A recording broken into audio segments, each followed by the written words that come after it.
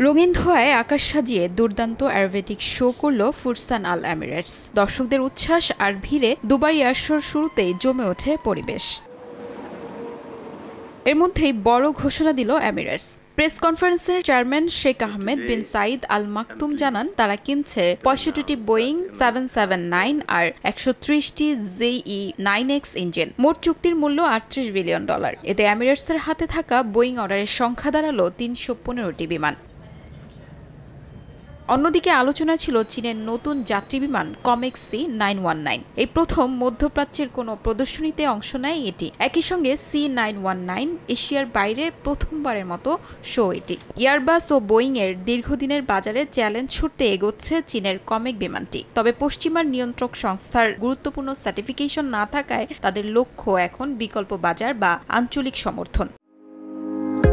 হার্টের যত্নে বিশ্বসেরা ক্যানোলা তেল এখন বাংলাদেশে।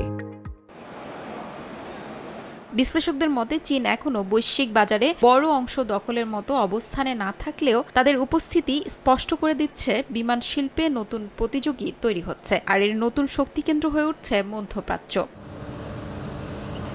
আকাশে আধিপত্যের লড়াই আরও তীব্র হচ্ছে। এয়ারবাস ও বোয়িং এর পাশাপাশি বড় মঞ্চে জায়গা করে নিচ্ছে চীনও। শিউলি রোজা, সময় সংবাদ।